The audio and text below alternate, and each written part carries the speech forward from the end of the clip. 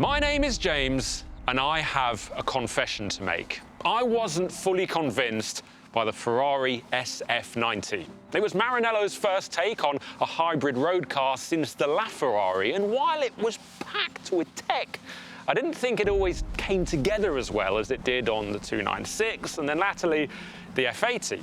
So when an invite came in to drive its successor, well, I jumped at the chance. This is it. Welcome to the Ferrari 849 Testarossa.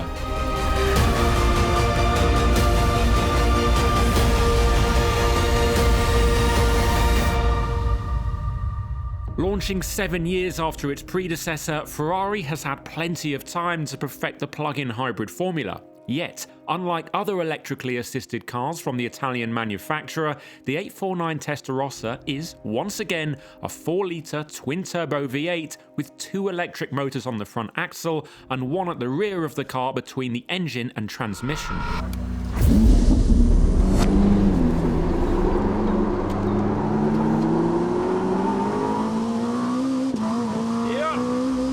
Definitely 8 cylinders in there. It sounds very raw, very purposeful, got a really nice resonance to it. Although what's interesting is we know Ferrari customers like their cylinders, so I wonder how they feel about this £400,000 car having more of them than the £3 million F80. Wow. Speaking of the F80, it rather changes what this car is about, in my view. When the SF90 launched, it was the fastest, most powerful Ferrari on sale. Now we've got the F80, that role changes. It's no longer the quickest. So what exactly is it? According to Ferrari, the 849 Testarossa is still the fastest mainstream production car it makes, and so the brief hasn't changed. They simply don't count the F80 in that because of its super rare limited edition status. It also claims, however, that the 849 Testarossa is smaller and more usable as an everyday car than the F80. That we shall find out in a bit. But first, what's it like on track? Around Fiorano, it's 1.5 seconds quicker than the SF90. Part of that is because of an extra 25 kilograms of downforce, but also it's got an extra 49 brake horsepower, making 1,036 in total. 0 to 62 miles an hour, 2.25 seconds. 0 to 124 miles an hour in just 6.3. It's staggeringly fast in a straight line, of course it is, but that's not new. My issue with the SF90 certainly wasn't its sheer speed. Rather, it was how its monumentally complicated elements didn't always come together to deliver exceptional driver enjoyment. So, how do you solve that? More tech, of course. They've recalibrated the suspension settings, still the same hardware, but a recalibration. And they've also introduced the latest version of the ABS Evo to try and get more consistency from the braking, because that was a complaint from the SF90. And it's also got the 5 software with a dynamic twin that we first saw in the F80. 5 stands for Ferrari Integrated Vehicle Estimator and is available in every drive mode. It takes data from the car's sensors to learn your driving, predict your next move, and keep the car in its sweet spot. Essentially, it's supposed to make the car faster and allow you to get more out of it. And first impressions are that, well, it's worked. The front end is super sharp, the car rotates, it feels like it's got rear wheel steering, it hasn't, but that agility is such that you could be fooled into thinking it. Oh my god. The pace in a straight line. Wow. We've still got a slightly wet track. We're on the Cup 2s.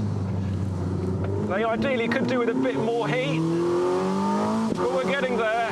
You do have to manage that weight. You do need to trail the brakes into the corner just to make sure there's enough weight over that front end just to get it turned in when the track is greasy like this. You know, it's intuitive, you can work with it. It feels more cohesive than the SF90 ever did, and I'm including the XX version in that. brake pedal's actually a bit softer than I expected, and because the track is damp, it's a little bit inconsistent because the surface is inconsistent, but otherwise, as I think from the ABS Evo system, I know there were some complaints about the SF90, but I'm struggling to fault this for feel. For those wondering, the car I'm driving here is fitted with the optional Assetto Fiorano pack and the passive Multimatic shocks. I stipulate the last point because you can now spec said pack and keep the semi-active Magnaride setup. Together with the suspension changes, the Assetto Fiorano pack brings a 30kg weight reduction, lightweight tubular seats finished in Alcantara, and revised aero. And perhaps the most noticeable thing on that is the twin wings at the back, replacing the twin tails and contributing 3 times as much downforce to the overall figure.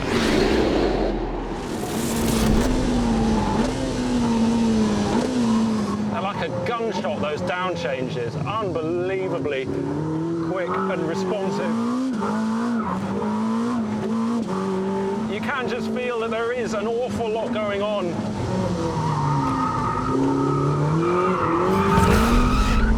There's so much management, there's so much technology that's having to talk to each other and hustle this car around. It's smaller than the F80, but it's still not that light.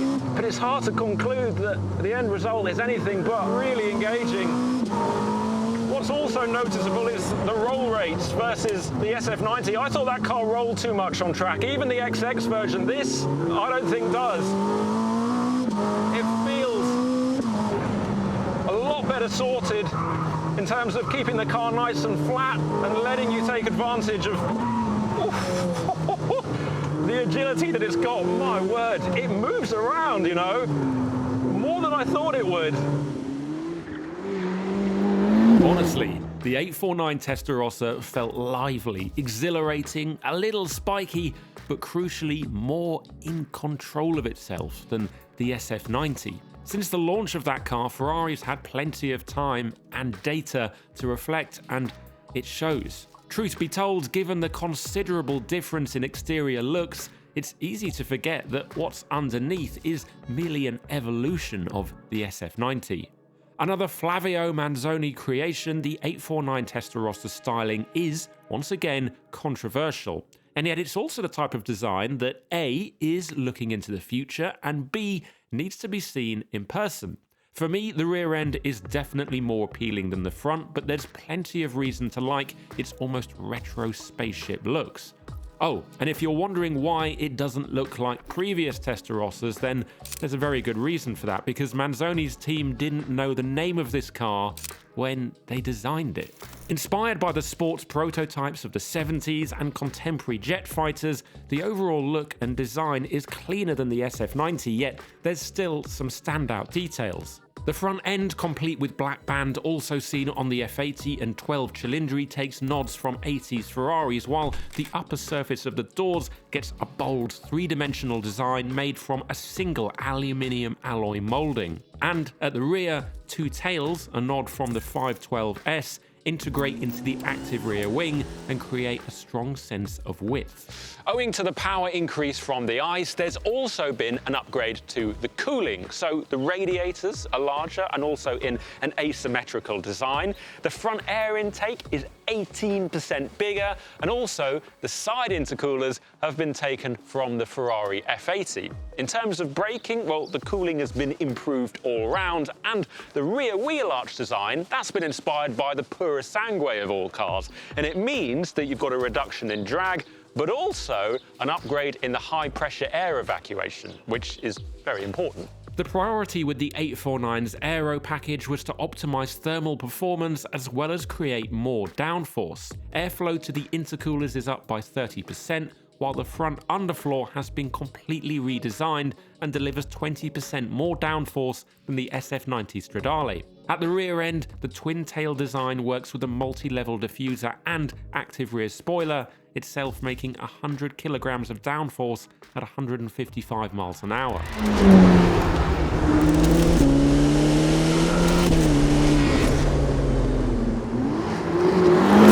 The thing is, on road, none of the aero stuff really matters, does it? It's all about mechanical grip, feel, and actually being able to use the performance day to day. And despite the incredible levels of speed they deliver, Ferrari's two most recent hybrid models, the 296 and the F80, are brilliant on road.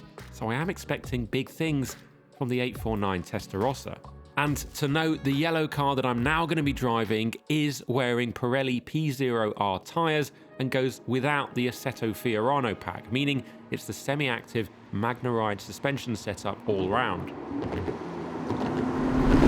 First thing I want to talk about on road is the cabin, because you don't really notice it on track. You're going too quickly, you've got other things to worry about. But when things slow down, suddenly becomes a lot more important. And as far as I can tell, there's two key differences from the SF90. The first is the steering wheel buttons, because they are real buttons. They're not the capacitive touch display. So that's a massive improvement. It's way easier to use the infotainment that's in front of you. Fantastic. The other thing that's changed is the gear selectors have moved up, so they're much easier to reach, and they were a bit of a stretch in the SF90. So that's another nice thing that's been improved. And also, sitting here looking out through the windscreen and around, this feels more like a 296. That's the kind of impression you get of the size of the car. Something else that quickly becomes apparent even when you're on bumpier, broken roads, it's the ride quality is really good. It doesn't even really need to be in bumpy road mode for you to feel how good it is. That's just an extra layer of comfort, but for what this car is, the ride is way better than you would expect it to be. There's a bit of wind noise, there's a lot of noise from the engine, but that's what you want. That's the kind of car that it is. But the ride is really good. Move beyond the ride, however, and not quite everything is perfect. When not ringing through the gearbox like you would on track, the noise from the V8 is actually, I think, a little bit less cultured than Ferrari's V6 hybrids. There's less melody to it. Also, the steering feel on these roads and tyres was disappointingly lacking, plus it's clear that the car needs the Multimatic suspension to really deliver the best response and agility it has to offer.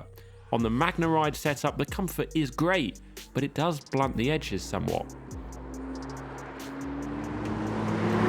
Unsurprisingly, this feels exactly what I'd imagine Ferrari wants it to be, which is somewhere between the 296 and the F80. It's not as light as the 296, and it feels it, and a lot of the time you forget that it's all-wheel drive, because in the racier driving modes, it still feels very, very much rear-driven. You absolutely have to respect it and remember that it's got over 1,000 brake horsepower. But if you do that, you can enjoy all the amazing things about it, such as the gearbox. It's honestly phenomenal. I mean, listen to this. Fourth gear now, third, second. It's so responsive, so sharp. I'm also a big fan of the brakes. I think they've done a really good job with the feel, the ABS Evo system, and also the amount of torque, the amount of usable power. And when I say usable, I mean you can't keep your foot down for very long. Clearly, the 849 Testarossa was a hard car for Ferrari to get right, delivering an evolution of the monstrously complex and, let's face it, controversial SF90 can't have been easy. What's more, it will be difficult to shake the idea that this is the car you buy only if you can't get your hands on the near flawless F80. And yet, even if that is the case, the 849 Testarossa is no poor relation. On track, it's taken the wild streak from the SF90 but served it up in a more intuitive and enjoyable package, while on road there's a heady mix of 296-esque agility and F80-like power. It has no obvious rivals at this price point and likely never will have. Outside of Ferrari, it really is rather unique.